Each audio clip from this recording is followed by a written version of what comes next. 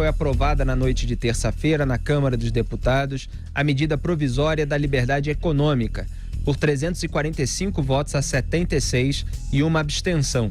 O projeto é uma espécie de continuação da reforma trabalhista instituída em 2017 durante o governo do ex-presidente Michel Temer. A MP traz uma série de medidas que buscam reduzir a burocracia e melhorar a segurança jurídica para as atividades econômicas no país. A iniciativa pode contribuir para a criação de quase 4 milhões de empregos e com um crescimento de 7% do PIB no prazo de 10 anos. Entre os principais pontos da medida provisória estão a liberação do trabalho aos domingos e feriados, sem a necessidade de autorização prévia do poder público, e a ampliação do número mínimo de funcionários para que uma empresa use o registro de ponto obrigatório. Bruno, a gente está vendo aí medidas que visam a desburocratizar o ambiente de negócios no país. Então, são 3 medidas consecutivas na área econômica, que são a reforma da Previdência, a reforma tributária, que deve vir aí na série. Acabou que a MP da Liberdade Econômica se antecipou, mas, enfim, a MP da Liberdade Econômica, inclusive, está sendo votada ainda lá na Câmara dos Deputados, porque tem os destaques, etc. 3 medidas muito importantes para que seja mais fácil empreender no Brasil, para que haja maior segurança jurídica também, segurança de um modo geral para investidores colocarem dinheiro aqui no Brasil e para que o Estado também arrecade mais do que gaste. Exato. Essa MP da Liberdade Econômica talvez tenha mostrado para uma parcela da sociedade brasileira que desconhecia o fato do alto intervencionismo estatal na economia. O que essa MP de liberdade econômica faz, no fundo, é tirar obstáculos que foram criados por governos, congressos que antecederam esses atuais, governo e congresso. Então, no fundo, é uma forma de superar, de eliminar todos aqueles entraves, todos não, mas uma parte dos entraves que atrapalham de forma muito séria, muito grave, a prosperidade do país. Lembrando aqui, a maior parte da economia de mercado brasileira, a maior parte da economia do país, ela é formada por micro, pequenas e médias empresas. As grandes empresas formam uma parte menor dessa grande economia de mercado no Brasil. Então, esse tipo de medida, esse instrumento, uma vez aprovado pela Câmara e pelo Senado, vai ajudar enormemente, é um dos instrumentos para ajudar, como você falou, Felipe, os outros 2, reforma da Previdência e reforma tributária, mas um dos instrumentos fundamentais para fazer com que o Estado pare de atrapalhar a economia no Brasil. Eu arrisco a dizer que até agora foi uma das mais importantes, ou talvez a mais importante, ação política uma ação política conjunta entre o Poder Executivo Federal e o Congresso para fazer com que o Estado brasileiro deixe de atrapalhar. É uma decisão importantíssima, ela vai afetar positivamente a maior parte da população e ela tem um caráter duradouro, a não ser que entre um outro governo e reverta tudo, mas esperemos que isso não aconteça. De qualquer maneira, uma medida fundamental para que o país saia dessa situação atual. Segundo o Índice de Liberdade Econômica, que mede também o grau de intervencionismo das economias ao redor do mundo, o Brasil, Índice de Liberdade Econômica da Heritage Foundation, 2019, o Brasil ocupa a posição 150 num ranking de 180 países. No índice do Business do Banco Mundial, que mede a facilidade de fazer negócio, o Brasil está na posição 109 de 190 países, ou seja, o Brasil hoje tem um ambiente extremamente hostil à economia de mercado, que atrapalha todo mundo, especialmente as camadas mais pobres da população. Aliás, a Câmara rejeitou agora há pouco, por 233 votos a 99, o destaque do PSOL, que tentava eliminar da MP da Liberdade Econômica a autorização de trabalhos aos domingos com a garantia de uma folga dominical a cada 4 semanas. Ainda restavam alguns destaques aí sobre esse mesmo tema a serem analisados pelos deputados e, se tudo correr bem no sentido da votação da MP da Liberdade Econômica, é que vai ser votado lá o caso do projeto de suposto abuso de autoridade. Então essa medida é positiva, mas a próxima, logo mais à noite, pode causar um dano sério para o país. Olha, Felipe, eu saí agora há pouco aqui do plenário da Câmara dos Deputados, conversei com o relator e ele me dizia o seguinte, que o presidente Rodrigo Maia tirou várias emendas, né, vários destaques, que não eram relativos ao assunto da medida provisória. Isso aumenta a possibilidade de conclusão. Hoje ainda vai concluir a votação dessa medida provisória importantíssima. A burocracia é uma máquina cruel e faminta. Ela engole tudo e a todos e cria dificuldades que são vendidas como facilidades por funcionários públicos corruptos.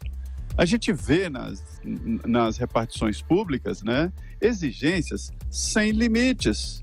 Por exemplo, um delegado da Polícia Federal e policiais, eles têm fé pública. Eles poderiam receber um documento e simplesmente conferir se o documento está de acordo com o original e pronto. Não precisaria exigir essa coisa chamada de reconhecimento de firma, não poderia, era só assinar na hora, não poderia, por exemplo, essa história de autenticar uma cópia. Isso é ridículo, até porque os cartórios que reconhecem a assinatura, os mesmos cartórios que reconhecem o documento como se fosse o original, eles não se responsabilizam por isso. Se eles errarem, pronto, você não pode ir contra o cartório, porque o cartório não se responsabiliza. Então, para que o cartório atestar isso? Então, existem o que o ministro Paulo Guedes chama de chiqueirinhos. São indústrias cartoriais que lucram em cima exatamente desta burocracia.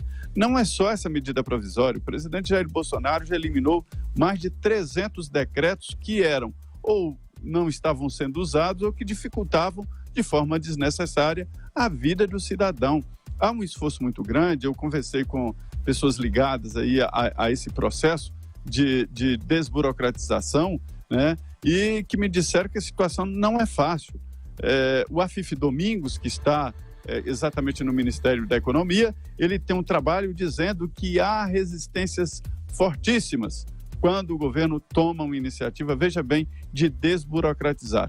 Essa medida é boa, ela pode favorecer sim a criação de novas empresas, isso significa novos empregos e significa a dinamização da economia. É uma situação tão óbvia que a gente vê que só 76 dos 513 deputados votaram contra, ou seja, a oposição foi a favor também. Afinal, beneficia a todos, né?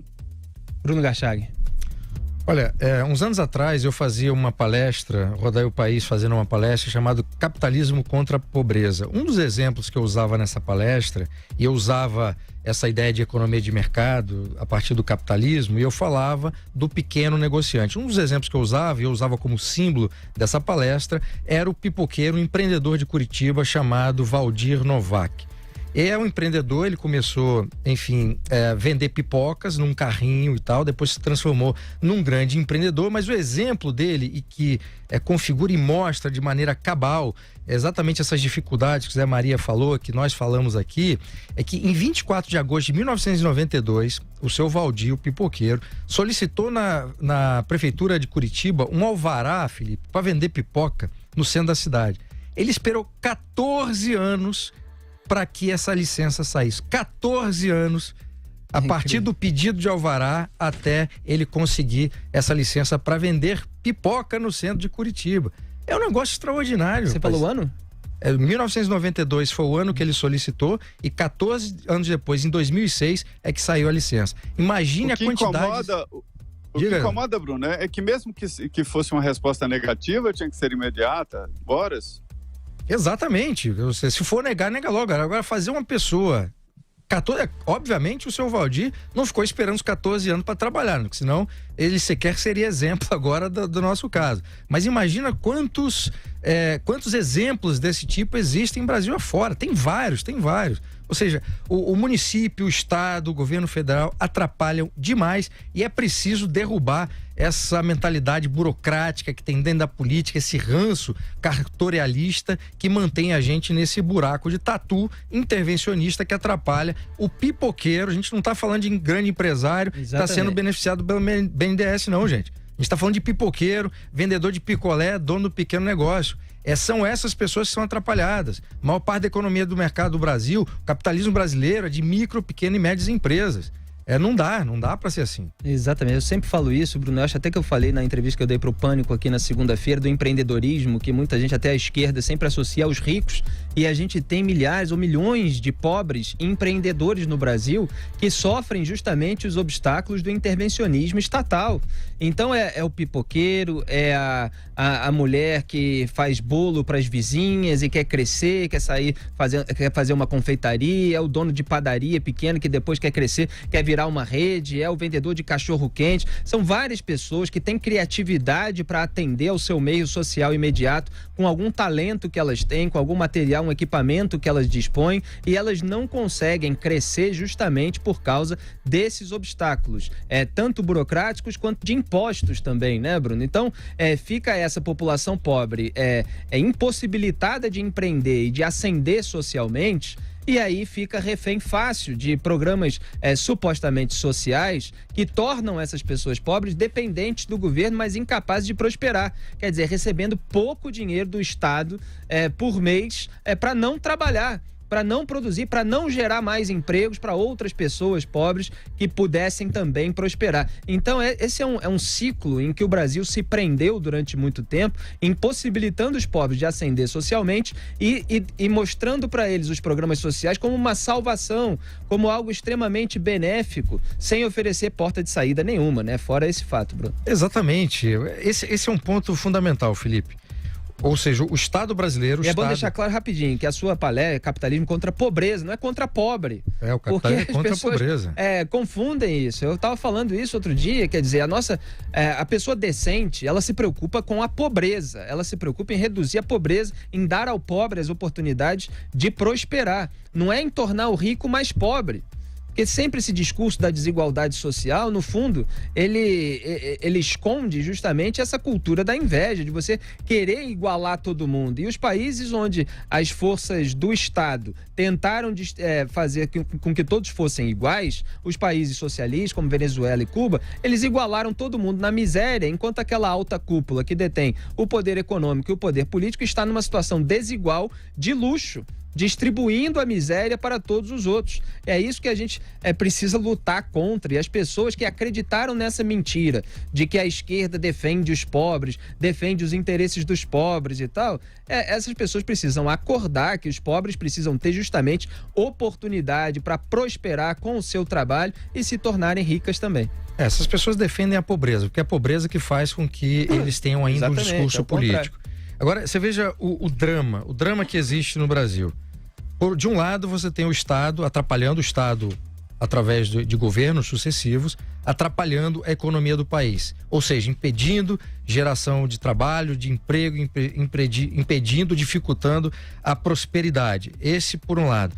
Do outro lado, esse mesmo Estado cria programas sociais que são necessários. Na atual situação do Brasil, os programas sociais são necessários e custam muito pouco.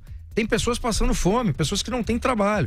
Então, se por um lado, esse Estado, né, institucionalmente, faz com que o Brasil não consiga prosperar economicamente, por outro lado, cria programas sociais, como que essas pessoas que hoje sobrevivem graças à ajuda desses programas sociais vão conseguir emprego, vão conseguir trabalho? Exatamente. Se a prosperidade do país está limitada? Não tem como. Imagine o seguinte... Em muitas cidades brasileiras, as duas maiores rendas dessas cidades, desses municípios, vêm do salário miserável de prefeituras pobres e do Bolsa Família. Essas pessoas vão sair do Bolsa Família para trabalhar onde? Não tem como, gente. Não tem como. Se o país não prospera, se o país não gera riqueza, inclusive nessas cidades pobres, o programa social, ele será permanente, ele não será transitório. O drama dessas famílias que dependem de ajuda do governo, eu não acredito que todas as famílias gostem de viver de ajuda. Isso é um drama. Então, o Estado tem que parar de atrapalhar a economia para que o país prospere e essas pessoas que hoje precisam de ajuda de programas sociais tenham depois portas de saída. Senão, esse drama, esse ciclo vicioso vai continuar. E é bom lembrar aquele relato do Hélio Bicudo, que dizia ter testemunhado o José Dirceu falando que 40 milhões de pessoas no Bolsa Família significava 40 milhões de votos para o PT. Então essa era a verdadeira intenção de ampliação do Bolsa Família. Quer dizer, você cria programas sociais sem porta de saída e você atrapalha o crescimento do pobre empreendedor para que ele possa ascender socialmente com o próprio trabalho.